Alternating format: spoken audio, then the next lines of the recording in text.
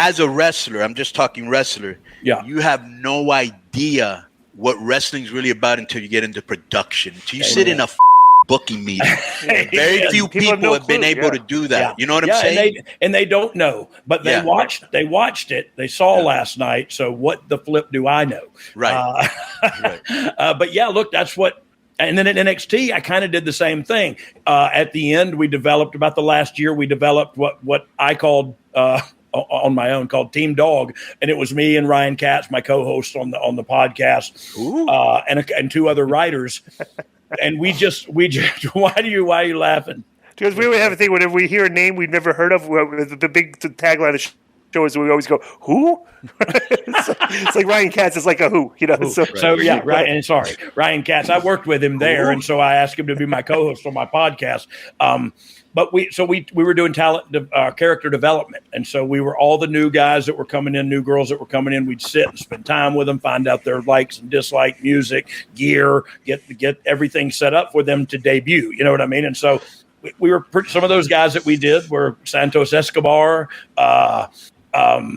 Tony D'Angelo. Why do you think they still have him at 36, 37 years old? He's ready for the prime time in NXT. I have no idea, but honestly, I don't think that'll be that way long because that kid is, and I don't know what any of y'all's relationship is with him. Wait, stop. You don't know what anybody's relationship is.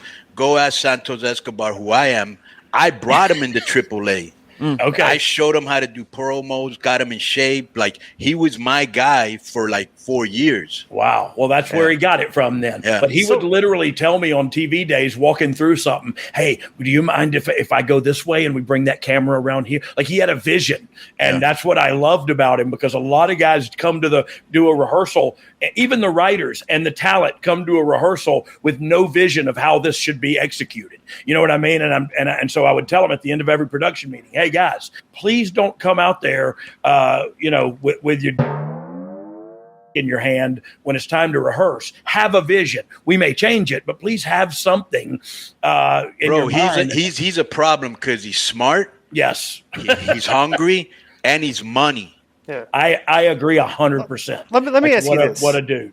Let me ask you this. Because this is bizarre to me. It's like you did, bro. And NXT, we used to watch it every week, because Kross went on the show, and like I helped train Kevin. That's our boy. Stuff. Yeah, that's our boy, right? Cool. Yeah. So it's like you guys took Kross, and you talk about like sometimes and I always tell people like he's an excellent content creator, because if you stick him in a minute vignette.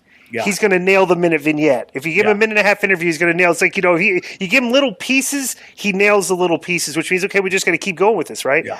Bro, we thought this is like a perfect guy. You have this character, you developed it, handed to Vince, and it's like, he should be like near like what Hunter is doing with him now. And like that they took him into this, put a helmet, like Vince, I'm like, but here's my question. Was Vince really kind of like that clueless on a lot of guys, or was this a deal where him and Hunter maybe were butting heads, and Vince was going to make a point that these are Hunter's guys? Well, I'm just going to put the kibosh to him and not give these guys a chance, because he has an issue with Hunter. So look, I don't know that for a fact, because I'm not inside his head. Inside of mine is a scary enough place, but I do think he had that in him. Right. He would do that. He did that. I do think he would have that in him. Look, it happened over and over again. So I don't think it was like where somebody went up. Yeah, but you never know, bro. You never know, Road Dogg. I mean, put yourself in Vince's place too, even though it was stupid and I would have done it another way. You want to see how a guy's going to react. Yeah. Right? That guy that you're going to put a rocket on, a guy that's why a lot of people always said, well, why didn't they push CM Punk more? Because, bro, if you're going to pick between Cena and Punk, who's more of a company guy? Yeah. Cena. Yeah. So you go with him, so he probably wanted, you know what I'm saying? You just never know what. I could totally see that too. I mean, look at everybody who was a huge star anywhere else came in for Farouk, Kodan, even, you know what I mean? Like people who came from another place, he would try to do different stuff with them. And I think a lot of it is so he could say he owned it. And a lot of it was very true, man. He did that to Hunter. You know what I mean? After the curtain call, he punished him for a while, Yeah. But that's the thing, too, is like it's the mindset of a guy that's a billionaire. and in charge. So it's difficult to get into, like, you don't know if I was a billionaire and in charge, I don't know how I would like operate. Like would I be more authoritarian So I would surround myself with positive and competent people, and then I would let them do their work. Right. That's why I don't understand, like with Tony Khan with all these shows. I asked him once, I go, yo, Tony, all these shows, how are you doing them all at the same time? Because I love this. And I'm thinking to myself, yeah, I love it too, but I know that I can't handle 4 shows. Yeah, I mean, I love it. Let me tell you what I would do. I would get one show and give it to you. I'd give one show and give it to maybe Gabe Spokowski. I'd give one show, maybe give it to Russo. Yeah. And if you guys give me good ratings, you stay. If you don't, I'll put somebody else. Yeah. But bro, one show's hard enough. Yeah. It is. And by yourself looking, I don't know who he's surrounded by. I don't know who he, from a creative standpoint, that is. Right. I understand from what I hear too, he does a lot of it on his own. And man, if you don't have anything to not even a sounding board, not even a person that's just a good listener to bounce that stuff off of. Right. Yeah, I'm sure he does have sounding boards, but at the end of the day, they should be running these other shows. Let them tell them more or less, or be the editor, Yeah. Let delegate authority, dude. Yeah, delegate that's what you do. That's why Paul Lee, who is a creative genius, he had that problem. Antonio Pena, who's like my mentor, he had that problem. They were like, and sometimes I have that problem, and maybe it's happened to you, Road Dogg, where you're like, if I don't do it myself, it ain't gonna come out how I want it. Yeah. And so you're like stressed out because you got to find the right person. But even when because look, I think writing the show and executing the show are 2 different animals.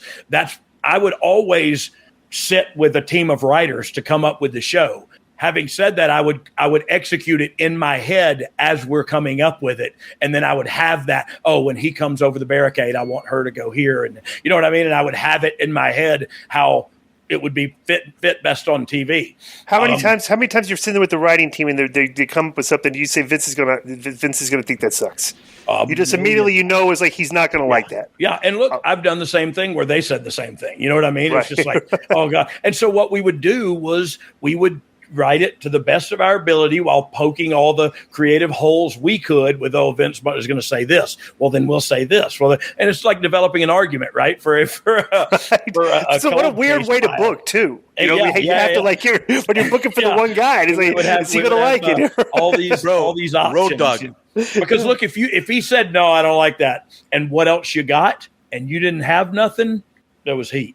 He'd say, I tell you what, guys, we're done here for today. Maybe we'll talk tomorrow, and get up and leave. And you go, he's been, he's pissed. Yes. So now tomorrow better be really good. or we're fired, maybe, right? Oh, it's like, yes.